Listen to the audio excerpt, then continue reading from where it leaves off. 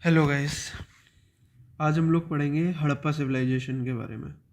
वैसे तो हड़प्पा सिविलाइजेशन बहुत बड़ा टॉपिक है, इसको 1 या 2 घंटे में भी कवर नहीं किया जा सकता है। बट अगर आपका एग्ज़ाम है और आपको शॉर्ट में देखना है कि हड़प्पा सिविलाइजेशन के बारे में थोड़ा सा पढ़ लें ताकि सारा याद आ जाए जो भी पढ़ा हुआ है, तो this video is for you. So let's start the video and concentrate. So Harappa civilisation को एक मैच्योर फेज माना गया है कल्चर का। It is a mature phase of culture. Mature phase क्यों माना गया है कल्चर का? क्योंकि यहाँ पे ना ये बहुत बहुत ही मॉडर्न सिविलाइजेशन स्टार्ट होता है ये, और इसको पहला सिविलाइजेशन भी माना जाता है आफ्टर चालकोलिथिक एरा।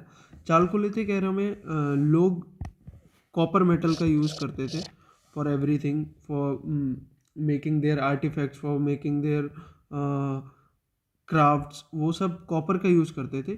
और हड़प्पा सिविलाइजेशन के जो लोग थे वो चालकोलिथिक एरा के ही लोग थे, but instead of using copper only they started using tin with copper. वो ब्रॉन्ज यूज़ करने लगे और इसलिए उनको चालकोलिथिक एरा से अलग माना गया है। और एक और डिफरेंस जो उनमें आया कि वो लोग टाउन या सिटी से अर्बन सेंटर्स बना के रहते थे। ऐसे अलग अलग इन विलेजेस में नहीं रहते थे, और मतलब सब अलग अलग नहीं रहते थे, एक टाउन फॉर्म करके सब लोग साथ में रहते थे। और ट्रेड एंड कॉमर्स भी होता था उनका, एक दूसरे टाउन से या फिर एक दूसरे सिविलाइजेशन से उनका ट्रेड भी होता था। और इंडस्ट्रीज़ थी। इंडस्ट्रीज़ मोस्टली मैन्युफैक्चरिंग की थी, मतलब आर्टिफैक्ट्स एंड आर्टिक्राफ्ट्स एंड पोट्री वगैरह ये सब बनाते थे वो लोग, और उसी को ट्रेड करते थे। ऐसे ही चलती थी, और मोस्टली उनकी इकोनॉमी एग्रीकल्चर पे ही डिपेंड करती थी। और एक सबसे important point about Harappa civilisation is that uniformity. उनकी सारी साइट्स में एक यूनिफॉर्मिटी देखी गई है, मतलब उनके जो भी आर्टिक्राफ्ट्स होते थे वो सेम होते थे सारी साइट्स में। और जो भी उनकी पॉटरी होती थी वो भी सेम होती थी, जो उनका टाउन का फॉर्मेशन होता था वो भी सेम होता था। नाउ उनको उनकी हड़प्पा सिविलाइजेशन की ट्रेड को अगर हम दे दें तो उनकी ट्रेड को 3 पार्ट्स में डिवाइड कर सकते हैं हम। पहला पार्ट क्या था? जो उनकी ट्रेड होती थी बिटवीन टू विलेजेस, मतलब एक टाउन की दूसरे टाउन से जो छोटे, मतलब एक दूसरे में जो ट्रेड होती थी वो एक ट्रेड होती थी। और एक ट्रेड उनकी होती थी जो सिटीज़ में, मतलब अर्बन एरियाज़ में, जो एक अर्बन एरिया से दूसरे दूसरे अर्बन एरिया में जो ट्रेड होती थी उसको टीसी लिख लिया हमने। और एक और जो एक सिविलाइजेशन से, from one civilisation to another civilisation जो उनकी ट्रेड होती थी उसको टीएल। ये तीनों ट्रेड मिला के हम लोग बोल सकते हैं कि ऐसे ट्रेड होती थी हड़प्पन सिविलाइजेशन के अंदर। बाकी व्हेन इट कम्स टू कि हड़प्पन सिविलाइजेशन का हमें कैसे पता पड़ा, तो 1921-22 के बीच में इंडिया में पहली साइट मिली हड़प्पन सिविलाइजेशन की। और ये साइट हमको मिली on the bank of Indus river, तो इसको नाम दिया गया इंडस वैली सिविलाइजेशन। बट एक डिबेट होने लगी कि इसको इंडस वैली सिविलाइजेशन नाम क्यों दिया गया, जबकि ये तो घाघर हाकरा रिवर के बैंक पे भी है। इसको हम लोग घाघर हाकरा सिविलाइजेशन भी बोला जा सकता है। पर उसको भी ना अपना के, जहाँ पे हमें इंडिया में इसकी पहली साइट मिली दैट इज़ हड़प्पा, हमने इसको हड़प्पन सिविलाइजेशन नाम दिया। तो ऐसे इसका नाम पड़ा Harappan civilisation. Now when we see the pattern of town या फिर urban centres in Harappan civilisation, तो इनका पैटर्न ये होता था कि एक सिटाडेल मतलब एक पहाड़ टाइप का होता था, एक मतलब ऊंचा पहाड़ टाइप, जिसके ऊपर जो मेन जो अथॉरिटेटिव फिगर्स होते थे वो रहते थे, यानी कि कॉलेज ऑफ प्रीस्ट, मतलब एक काउंसिल ऑफ मिनिस्टर्स की तरह समझ लो। ग्रेट बात, इनका कुछ अलग काम होगा। ये होने के बाद नीचे होता था टाउन। This is town. नीचे टाउन होता था, और ये टाउन और सिटाडेल और जो कॉलेज ऑफ प्रेस्ट, ये सारे अथॉरिटेटिव जो लोग होते थे, उस इन जगह को पूरा एक फोर्टिफाइड किया जाता था, पूरा फोर्टिफाइड किया हुआ होता था। That is one site of Harappa civilisation. ये एक साइट होती थी, और ऐसी सारी साइट्स होती थी, यूनिफॉर्मिटी होती थी, तो सारी साइट्स ऑलमोस्ट ऐसी ही होती थी।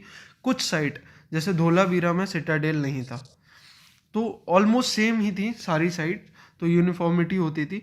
अब अगर टाउन के अंदर आ जाए हम लोग कि टाउन की प्लानिंग कैसी होती थी, तो टाउन की प्लानिंग में हमेशा हाइजीन एक फैक्टर रहता था, गुड ड्रेनेज सिस्टम अच्छा था, और उसके बाद घरों में कच्ची ईंटों की जगह जो पकी ईंटें होती थी जिनको जला के पकाया जाता था उनको यूज़ किया जाता था। और जो घरों के गेट्स होते थे वो स्ट्रीट्स पे ओपन नहीं हो सकते, ये अलाउड नहीं था। तो दैट वाज, और ये साइट्स का हम लोगों को प्रूफ मिला है जयपुर की साइट्स और चंडीगढ़ की sites in excavation archaeological department की तरफ से जब खुदाई हुई, जब उसकी स्टडी की गई तो पता चला कि ऐसी टाउन प्लानिंग होती थी।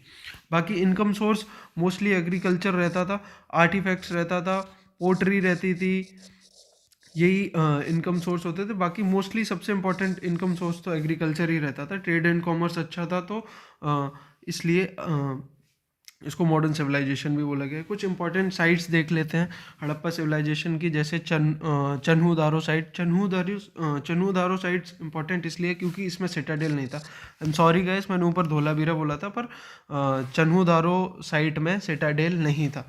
इसको इम्पोर्टेंट कर सकते हैं, ये क्वेश्चन आ सकता है।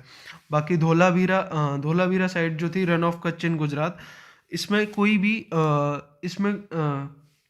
इसमें टाउन और सिटाडेल के बीच में एक मिडिल टाउन और हुआ था, मिडिल टाउन और था धोलावीरा साइट में।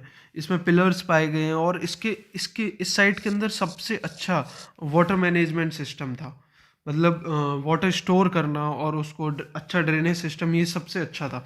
एक लोथल साइट जो थी वो भोगवा रिवर के बैंक पे थी। वहाँ पे डॉकयार्ड के भी साइन मिले हैं हमको। डॉकयार्ड मतलब बाहर से शिप्स आती थी ट्रेड एंड कॉमर्स के लिए, वहाँ पे रुकती थी, फिर यहाँ से कुछ सामान जाता था ट्रेड एंड कॉमर्स के लिए। दिस शोज दैट कि हड़प्पा सिविलाइजेशन में दूसरी सिविलाइजेशंस के साथ भी हमारी ट्रेड एंड कॉमर्स थी। और बाजार स्ट्रीट्स, हाँ, लोथल साइट्स में हमको बाजार स्ट्रीट्स भी मिली हैं। अब देखिए डॉकयार्ड है, बाहर से ट्रेड एंड कॉमर्स होगा तो फिर बाजार तो लगेगा ही, सीधी बात है। उसके बाद कालीबंगन साइट्स में हमको प्लग लैंड्स के साइन मिले हैं, और ये वो साइट है जिसमें पहली बार कॉटन की खेती हुई है। कॉटन की खेती में पहले इसको सिंदौन बोलते थे, सिंदौन। तो ये एक इम्पॉर्टेंट क्वेश्चन बन सकता है कि हाँ, हड़प्पन सिविलाइजेशन की कौन सी साइट में पहली बार कॉटन की खेती हुई है, या सॉरी, कौन सी सिविलाइजेशन में पहली बार कॉटन की खेती हुई है, तो ये एक क्वेश्चन बन सकता है। बाकी अगर मैप में हम लोग देखेंगे तो हमको इम्पोर्टेंट साइट्स दिख जाएंगी। जो सबसे नॉर्थ मोस्ट साइट हमको मिली है वो है मंडी इन कश्मीर, और सबसे नीचे जो साइट मिली है वो है दहमाबाद इन महाराष्ट्र। अब आप ये देखिए, इसके बीच में 1600 किलोमीटर का डिफरेंस है। और ये जो western most and eastern most sites हैं, सुतका गेंडोर और आलमगीर इन यूपी, इसके बीच में ऑलमोस्ट 1500 का किलोमीटर का डिफरेंस है। अब आपको सोचिए, इतनी बड़े एरिया को एक यूनिफॉर्मिटी में रखना, same artefact, same pottery, same town planning and same urban planning, that shows that कि एक सेंट्रल अथॉरिटी थी जो इतने बड़े एरिया को कंट्रोल करती थी, सारी चीज़ों को कंट्रोल करती थी कि मतलब सारी चीज़ें किस तरीके से होंगी, सारा ट्रेड एंड कॉमर्स, सारा प्लानिंग, सब कुछ कंट्रोल करती थी। दैट शोज दैट कि एक बहुत अच्छी सेंट्रल अथॉरिटी थी इन हड़प्पा सिविलाइजेशन।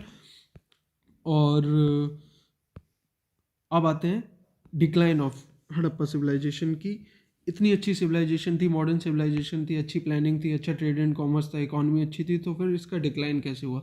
तो सबसे इम्पॉर्टेंट हड़प्पा सिविलाइजेशन का जो डिक्लाइन फैक्टर माना जाता है, that is flood. Harappa civilisation was mostly on the bank of the river. So Mohenjo Daro, जिसको कैपिटल भी माना जाता है हड़प्पा सिविलाइजेशन का, वो इंडस रिवर के बैंक पे था। तो ऐसा माना जाता है कि फ्लड आने से, मोहनजोदारो ख़त्म होने की वजह से, फिर हड़प्पा सिविलाइजेशन का डिक्लाइन हो गया धीरे धीरे। बाकी ये भी माना जाता है कि रिवर्स जो थी, घाघर हाकरा, इंडस, ये सारी इनके ड्राई होने की वजह से लोग मूव कर गए, मतलब कि एग्रीकल्चर नहीं हो पा रहा था, फिर ट्रेड एंड कॉमर्स नहीं हो पा रहा था, तो इसकी वजह से हड़प्पा सिविलाइजेशन का डिक्लाइन हो गया। क्लाइमेट चेंजेस भी देखे गए हैं, जैसे कि फॉरेस्ट काटे गए। अब आप खुद सोचिए कि जब ईंटें पकाई गई तो पेड़ काटे गए उनको पकाने के लिए, और लकड़ी का बहुत ज़्यादा यूज़ हुआ, तो क्लाइमेट चेंजेस भी हुए और कुछ सूखा पड़ा। तो इस वजह से फिर वहाँ पे लोगों का रहना मुश्किल हो गया, और हड़प्पा सिविलाइजेशन का डिक्लाइन, जो सबसे इम्पॉर्टेंट एंड कंट्रोवर्शियल जो थ्योरी है for the decline of Harappa civilisation is Aryan invasion theory. That is from west से कुछ लोग उधर से आए हैं, और जिनको आर्यंस बोला गया, और उन्होंने हड़प्पा सिविलाइजेशन पे अटैक किया, हड़प्पा सिविलाइजेशन पे अटैक किया, और उनको ख़त्म करके अपना खुद का एक कल्चर स्टार्ट किया, दैट इज़ कॉल्ड वैदिक पीरियड। ये एक बहुत बड़ा टॉपिक है, इसको किसी और वीडियो में डिस्कस करेंगे। बाकी इसके प्रूफ भी मिले हैं कि कुछ साइट्स ऐसी मिली हैं जहाँ पे कुछ बारबेरिक अटैक भी दिखाया गया है, कि लोगों को बहुत सारे मास किलिंग हुई है और वहाँ पे दफनाया गया है। तो दैट शोज दैट कि हाँ, आर्यन ने इन्वेजन भी किया है। बाकी इंडिया के कुछ लोग हैं जो ये भी मानते हैं कि नहीं, किसी ने बाहर से अटैक नहीं किया, ये अपने ही लोग थे जो हड़प्पा सिविलाइजेशन को ख़त्म करके जिन्होंने वैदिक पीरियड स्टार्ट किया है। So that's it guys, I hope it was useful. So now like and subscribe if you like the video. Thank you.